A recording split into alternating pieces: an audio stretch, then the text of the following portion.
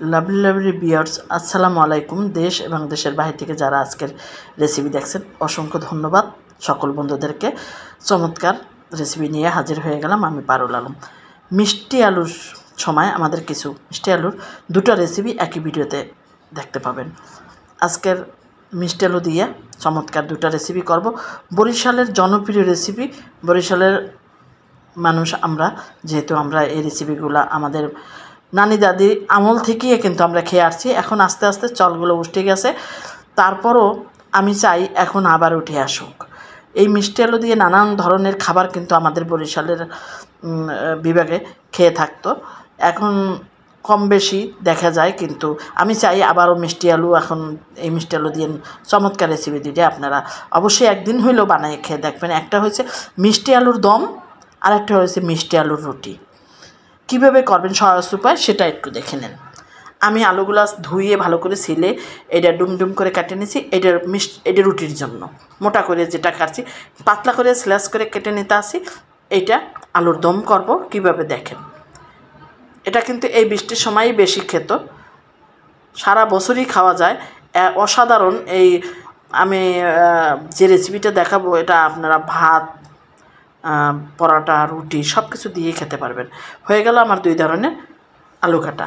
এখন রান্নার প্রসেসে যান। আমি এখন এখানে প্রেশার কুকারে দিয়ে পরিমাণ মতন পানি দিয়ে দিলাম। মরিচের পাউডার হাফ চামচ, হলুদের পাউডার 1 চিমটি, ধনিয়ার পাউডার স্বাদ মতন লবণ দিয়ে এটা আমি একটু সেদ্ধ করে নেব রান্নার জন্য। এই যে হয়ে গেল সেদ্ধ। এখন আমি রান্নার প্রসেসে চলে যাই। একদম নরম হয়ে গেছে, গোটারও দরকার নেই, একদম আউলে হয়ে গেছে।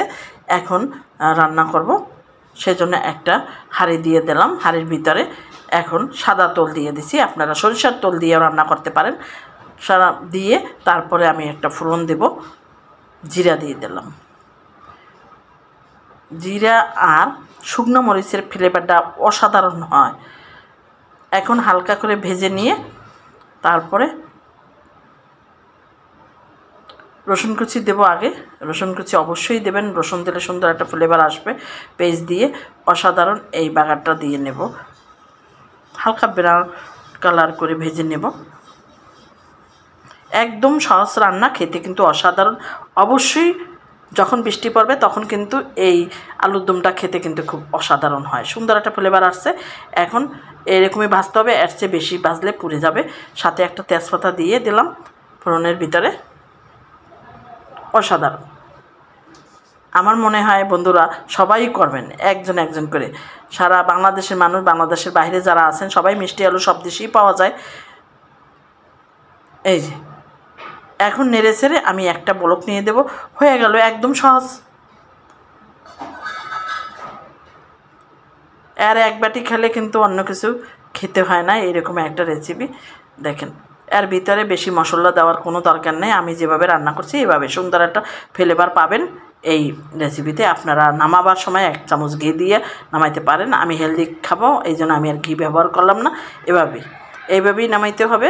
এতটা পাতলা, এর চেয়ে বেশি পাতলা করলে কিন্তু ঘন হয়ে যাবে।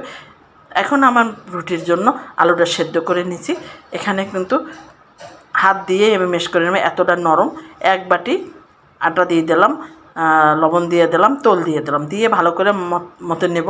এখানে কোনো পানি ব্যবহার করার কোনো প্রয়োজন নাই। আপনার আলু বুঝে যতক্ষণে একটা ডোনা হয় অতক্ষণ তাতে আপনি আটা দিতে থাকতে পারেন, কোনো অসুবিধা নেই। দিয়ে ভালো করে খামিরটা করে নিলাম। এটা সেদ্ধ করার কোনো দরকার নাই কিন্তু দর্শক, আলু দিয়ে এভাবেই করে বানাবেন। সেদ্ধ করলে কিন্তু নরম হয়ে যাবে, তখন কিন্তু বানাতে পারবেন না। এই রুটিগুলো কীরকম হয় আপনারা নিজেরা চোখেই দেখেন, তাহলেই বুঝতে পারবেন। এত সহজ, এত ফুলকো ফুলকো রুটি কিন্তু আপনি বিশ্বাসই করতে পারবেন না কতটা নরম হবে। 3 দিন পর্যন্ত যদি আপনার টেবিলে থাকে তারপরও আপনার রুটি কখনো শক্ত হবে না। আর খেতে কিন্তু অসাধারণ, একটু মিষ্টি মিষ্টি লাগে। চমৎকার রুটি আপনারা বানাইয়ে রেখে দিতে পারেন, যখন মনে চায় তখনও কিন্তু ভেজে খেতে পারেন। এই রুটিটা হাত দিয়েও করা যায় সেরকমের। দেখেন কতটা নরম। অবশ্যই যাদের ভিডিওটা রেসিপি আমার ভালো লাগছে, এখনও পারুল আলমের কিচেন সাবস্ক্রাইব করেন না, অবশ্যই পরবর্তী রেসিপি দেখার জন্য চ্যানেলটা সাবস্ক্রাইব করে ছোট্ট একটা বেল বাটন আছে, ওটা ক্লিক করে দেবেন। প্রত্যেক দিন আপনার কাছে কিন্তু সবার আগে নোটিফিকেশন পৌঁছে যাবে। এরকম চমৎকার রুটি বানানো কিন্তু হয়ে গেল আমার একে একে করে। আর যে বন্ধুরা নিয়মিত আমার রেসিপি দেখেন তাদেরকে অসংখ্য ধন্যবাদ। অবশ্যই আজকের রেসিপিটা শেয়ার করার অনুরোধ রইল, সবাই যেন দেখতে পারে। আপনাদের একটা শেয়ার আমার অনেক উপকারে আসে, অবশ্যই শেয়ার করে দেবেন, বেশি বেশি করে শেয়ার করে দেবেন। যত শেয়ার করবেন তত কমেন্টস করতে কিন্তু একটু ভুলবেন না, ভালো খারাপ কমেন্টস কিন্তু অবশ্যই করবেন। আমার রুটি কীরকম ছিল, আমার আলুর দম কীরকম ছিল সেটা কিন্তু আপনারা অবশ্যই দেখতেছেন। ফুলকো ফুলকো রুটি আলু দিয়ে আমরা কিন্তু রুটির এভাবে ভাজ করি, সেভাবেই করে দেখাইলাম। চমৎকার রুটিগুলা অবশ্যই কমেন্টস করবেন। প্রত্যেকটা রুটি ফুলে টুমটাম্বার হয়ে গেছে। এই রুটি কিন্তু আপনারা মাংস দিয়ে খেতে পারেন, যে কোনো মাংস দিয়ে আপনারা খেতে পারেন, গরুর মাংস, খাসির মাংস, মুরগির মাংস খেতে পারেন। এখন একটু সার্ভ করে দিই, কেমন হলো? ভালোই লাগতেছে, আমার তো ভালো লাগতেছে, খেতেও অসাধারণ ছিল। যেমন নরম তেমন আলুর দম দিয়ে খেয়ে আমি শেষ করে নিলাম আজকের ভিডিও। খেতে খেতে চলে যাচ্ছি, পরবর্তী আবার রেসিপি নিয়ে হাজির হয়ে যাব আপনাদের মাঝে, আমি বেঁচে থাকলে পারুল আলম। সে পর্যন্ত আপনারা ভালো থাকেন, সুস্থ থাকেন, নিরাপদে থাকেন, আর পারুল কিচেনের সাথেই থাকেন। ধন্যবাদ সকল বন্ধুদেরকে। আল্লাহ হাফেজ, শুভরাত্রি।